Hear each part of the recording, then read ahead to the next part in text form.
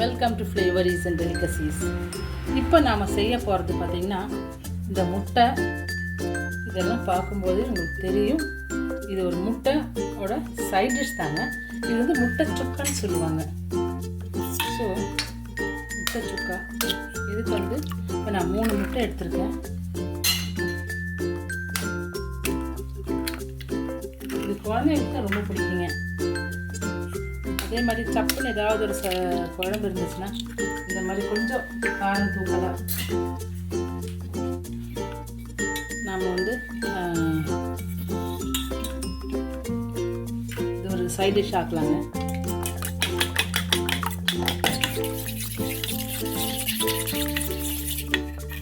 நல்லா அடிச்சுட்டுங்க. இதோட இதுக்கு தேவையான உப்பு,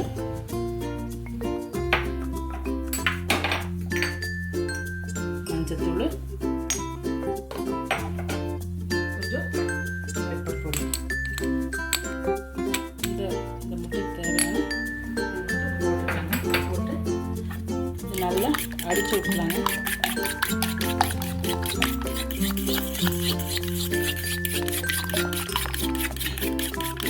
அடிச்சு இது நம்ம வேக வைக்க போகிறோங்க.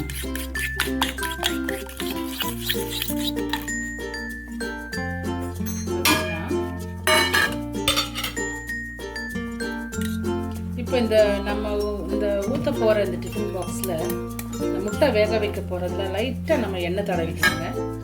எண்ணெய் தடவிட்டு இப்போ நாம் வந்து அடித்த முட்டையை இதில் போட்டுக்கலாங்க. போட்டுட்டு மூடி வச்சிடலாம். மூடி வச்சுட்டு இங்கே பார்த்திங்கன்னா, இங்கே ஒரு பாத்திரத்தில் தண்ணி கொதிக்குதுங்க. ஸோ இது இப்படி இதில் வச்சிடலாங்க, வேகட்டுங்க.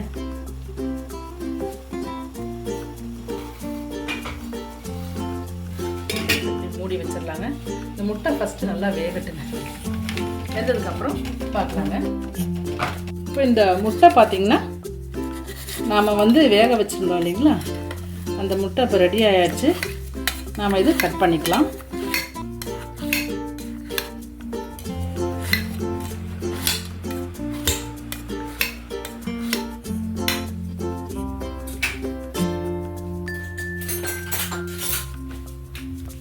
இப்போ முட்டை வந்து நாம் இந்த மாதிரி இந்த அளவுக்கு பீஸாக வேக வச்சு எடுத்துட்டோங்க. இப்போ வந்து அடுப்பில் கடாய் வச்சு 1 டீஸ்பூன் எண்ணெய் விட்டு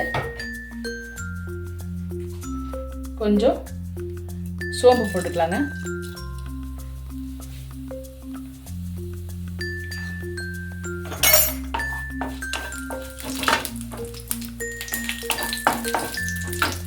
வெங்காயம் ஒரு பெரிய வெங்காயம்,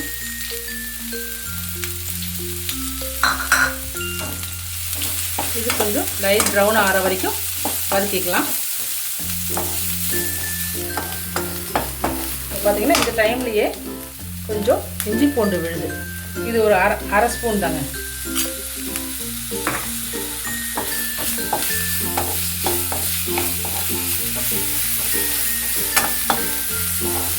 தக்காளி ஒரு தக்காளி நான் வந்து அரைச்சிட்டு வந்துட்டேங்க.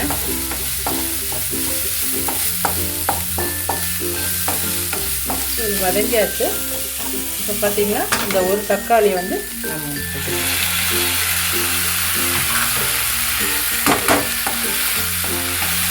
இந்த தக்காளி பச்சை வாசம் போகிற வரைக்கும் கொஞ்சம் வதக்கிக்கணும். இப்போ இந்த கிரேவிக்கு தேவையான உப்பு முட்டைக்கு முதல்ல நம்ம போட்டுட்டோம். இதுக்கு தேவையான உப்பு போட்டுக்கலாம்.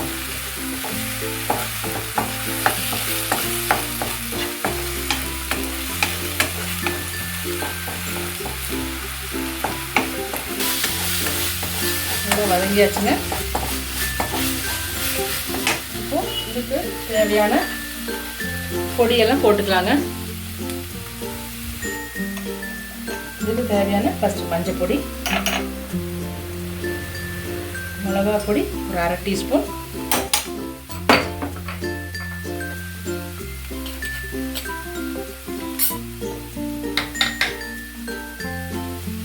பெப்பர் பொடி ஒரு 1/2 டீஸ்பூன். இது கொஞ்சம் காரமாக இருக்குங்க, அதனால் கொஞ்சம் பெப்பரும் மிளகாயும் ரெண்டுமே போடணுங்க. மல்லி ஒரு 1/2 டீஸ்பூன். ஜீரகப்பொடி ஒரு 1/4 டீஸ்பூன். கரம் மசாலா ஒரு 1/2 டீஸ்பூனுக்கும் கம்மியாக தான் போட்டிருக்காங்க. ஸோ இதெல்லாம் சேர்த்து நல்லா பச்சை வாசம் போகிற அளவுக்கு வதக்கிக்கலாங்க.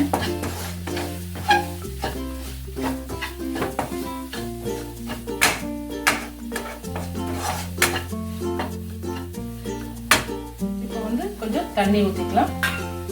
கொஞ்சம் ஒரு 2 டேபிள் ஸ்பூன் அளவுக்கு தண்ணி ஊற்றிக்கலாம்.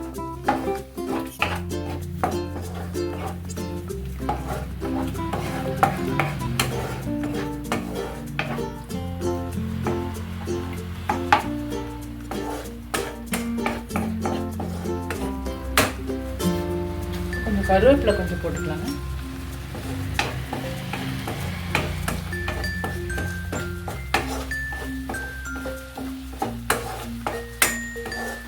நல்லா பச்சை வாசமெல்லாம் போயாச்சு.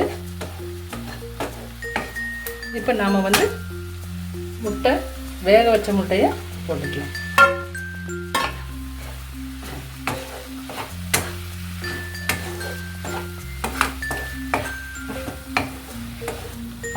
இது கொஞ்சம் வத்தட்டுங்க. இந்த அளவுக்கு சைஸாக இருந்துட்டா போதும், ரொம்ப பெரிய சைஸ் வேண்டாம் முட்டைக்கு. இது நல்லாயிருக்கும். நல்லா இந்த மாதிரி போட்டு மிக்ஸ் பண்ணும்போது இந்த சின்ன முட்டையாக இருக்கிறதுனால, சின்ன சின்ன பீஸாக இருக்கிறதுனால சட்டுன்னு அதுக்குள்ளே காரம் உப்பெல்லாம் ஏறுங்க.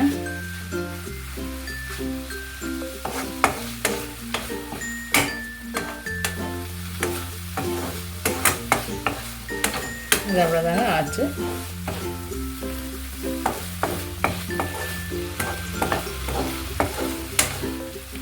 இப்போ கொஞ்சம் கொத்தமல்லி போட்டுக்கலாம்.